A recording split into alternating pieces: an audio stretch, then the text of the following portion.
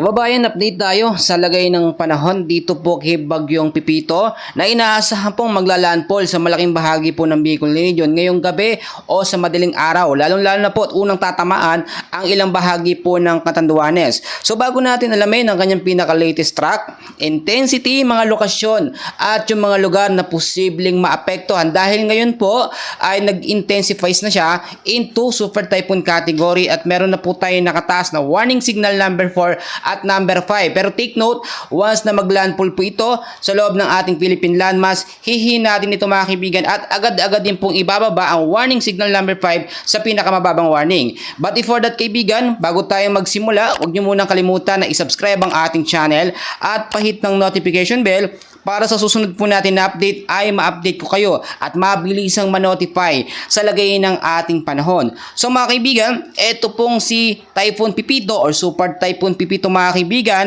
ay may estimated pong layo na 200 kilometers east of Juban, Sorsogon or merong layo na 180 kilometers southeast of Birac, Catanduanes. As of now, meron po siyang lakas na 195 kilometers per hour. Malapit po sa may sentro na may bugsong pumapalo po. Medyo mataas na ito kaibigan ko. Naku po, nasa 240 kilometers per hour. Ang pagkilos naman niya pa-west, northwestward sa bilis po na 20 kilometers per hour mga kaibigan at posible pang mas lumakas ito habang lumalapit sa ating Philippine landmass. So unahin na muna natin mga kaibigan yung mga merong warning signal na nakataas po dahil tignan nyo mabuti, nakataas ngayon ang warning signal number 5 or signal number 5 sa ilang bahagi po dito sa may Catanduanes. Mamaya iisa-isahin natin yung mga lugar po dyan sa Catanduanes at meron din yan pong warning lead time na 12 hours dahil yung iba nagtataka no, meron daw nakataas na warning signal pero wala naman pong pag-uulan.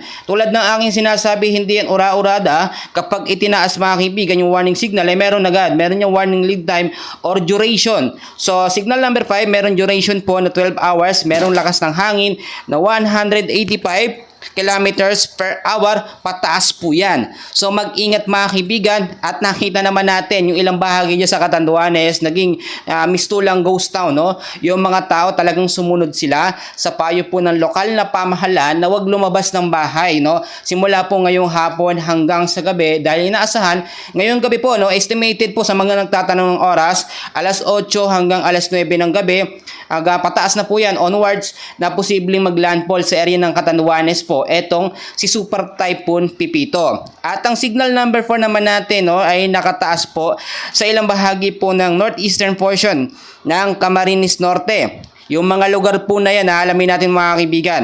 Ilang bahagi ng northeastern portion ng Albay. Meron huyang warning lead time na 12 hours. It means sa loob ng 12 hours, sakayan po posibleng maranasan. Merong lakas ng hangin na pumapalo sa 118 kilometers per hour to 184 kilometers per hour. Ang signal number 3 naman mga kaibigan ay nandito po sa ilang bahagi ng Polillo Island, southeastern portion po ng mainland of Quezon. Mga lugar po na yan, aalamin din natin. Camarines Norte, the rest po ng Camarines Sur, ilang bahagi ng Albay, the northern portion po ng Sorsogon, at kasama rin dyan ang eastern at central portion po ng Northern Samar. Kaya naman mga kaibigan, tulad ng aking sinasabi, pag meron tayong mga warning signal, dapat nakahanda na po tayo. Matagal na po tayo nagbibigay ng babala, so dapat alam na natin yung gagawin sa ganitong klaseng sitwasyon. Naging kalmado, eto nga pong area ng Metro Manila, Central Luzon, yung iba hindi na, ang sinasabi nila, wala naman daw bagyo dahil hindi naman daw umuulan. Mga kaibigan, nakakalimutan nyo, may warning lead signal yan. Ibig sabihin, may warning time or duration bago yan maranasan yung pag-uulan. Kahit nakataas yung wind signal number 1 hanggang number 4 sa ilang mga lugar, hindi naman ura-urada agad-agad yan ay mararamdaman. So mga kaibigan, ang signal number 2 naman natin ay meron po nandito sa southern portion po ng Isabela at kasama rin ilang bahagi po ng Quirino, Nueva Vizcaya, the eastern portion po ng Pangasinan, kasama rin dyan ang ilang bahagi po mga kaibigan ng southern portion ng Zambales, Aurora, Nueva Ecija, Bulacan, Tarlac. At mga kaibigan, iisa-isahin natin yan. Ipapakita ko po sa inyo. Kasama rin sa signal number 2 ang Bataan, Metro Manila, Rizal, the rest po ng Quezon, Laguna, Cavite, Marinduque, the rest po ng Sorsogon, Burias Island at Ticao Island. Ang Visayas area naman, apektado ng signal number 2 ang ilang bahagi po ng central portion at eastern Samar. So mag-ingat tayo mga kaibigan dahil yung mga lugar na yan, inaasahan talaga na pwedeng magkaroon ng biglaang pagbabaha dahil marami dyan, karamihan dyan, meron po mga hazard zone, no? Ibig kong sabihin yung mga low-lying areas na mabilis binabaha kapag ka nagkaroon ng 1 hanggang 2 oras na tuloy-tuloy po na pag-uulan. So maging handa po mga kaibigan. Mamaya meron pa tayong mga lugar na babanggitin na mas maging handa pa, no? Ang signal number 1 naman natin mga kaibigan ay nandito sa mainland of Cagayan.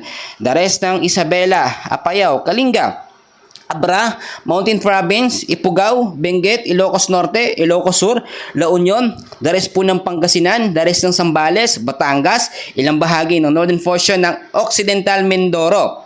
At kasama rin dyan mga kaibigan, ang ilang bahagi po ng Lubang Island, the northern portion po ng Oriental Mindoro, kasama rin ng ilang bahagi po mga kaibigan ng Romblon, the rest ng Masbate. Apektado rin ng signal number 1 yung bahagi po ng Visayas dito po sa Eastern Samar, the rest po ng Samar, Biliran, northern at central portion po ng Leyte. Babalikan natin yan mga kaibigan ngayon.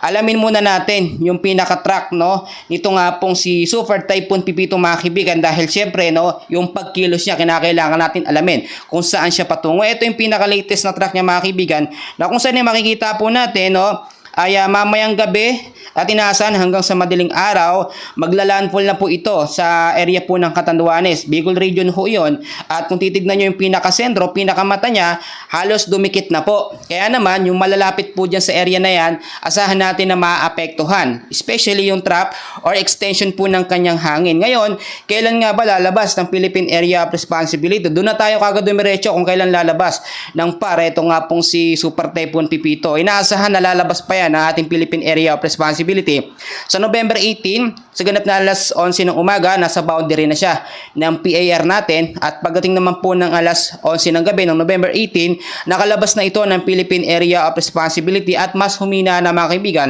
sa severe tropical storm. Ngayon, mga kaibigan, inaasahan din paglipas lamang po ng ilang mga oras ay tatahakin po. Mamayang alas 11 po ng gabi, tatahakin po nitong si Super Typhoon na Pipito ang ilang bahagi po ng coastal water po ng Caramoran, Catanduanes, no?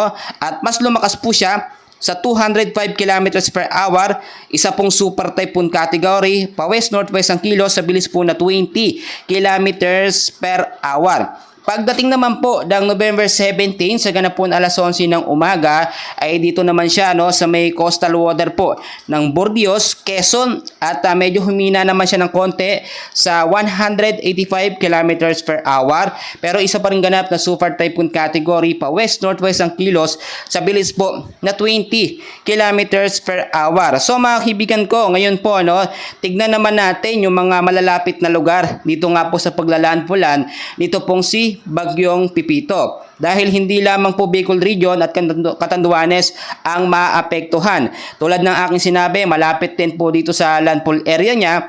Ito nga pong Eastern Visayas, sinabi ko na yung mga lugar pero uulitin ko para talagang matandaan po ninyo.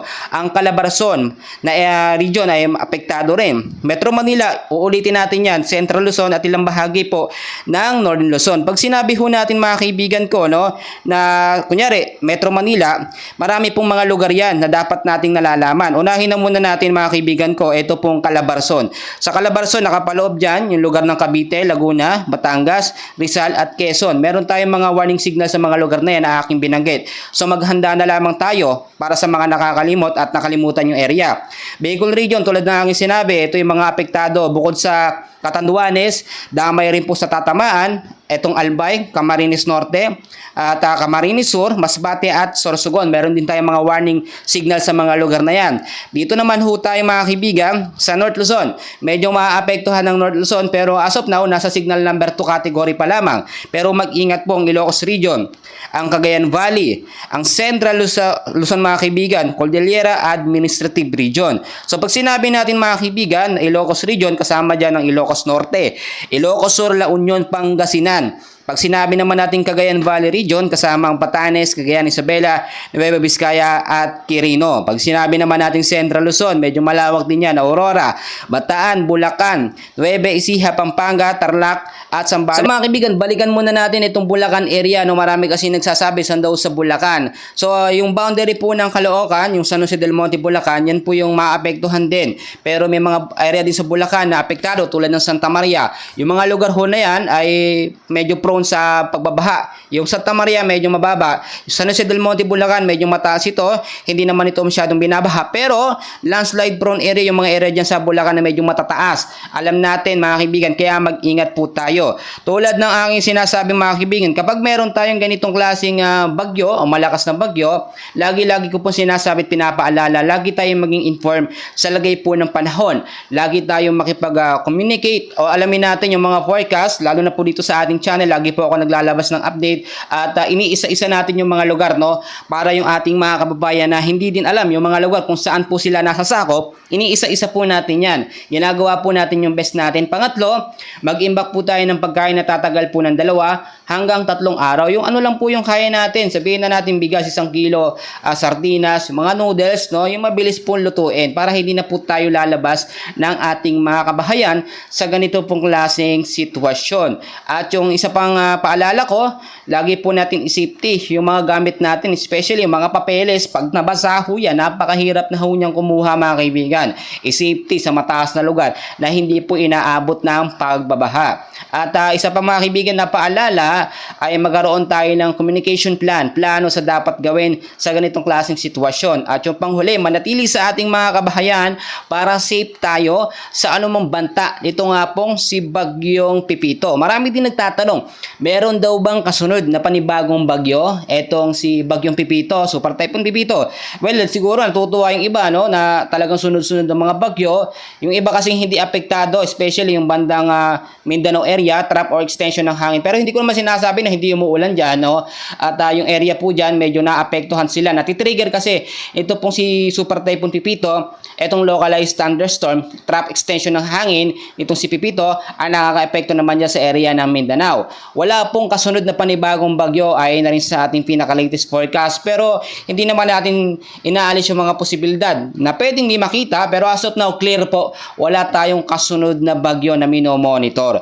Mga kababayan ko, maging handa tayo sa ganitong klaseng sitwasyon. Unahin natin ang ating mga sarili, ang ating pamilya sa safety nila. Matagal na po tayong nagbigay ng paalala, no, noong mga nakarang araw pa na itong si Bagyong Pipito ay dito dadaan. So ngayon po, naghahanda tayo. Ang ilang parte kasi ng Metro Manila ay sinasabi wala naman daw bagyo dahil napakainit, no? Sobrang maalinsangan ng panahon kaninang umaga pa. At hanggang ngayon sa hapon ay medyo mainit din ng panahon sa ilang bahagi nga po ng mga lugar na aking binanggit na dapat nga daw po inuulan.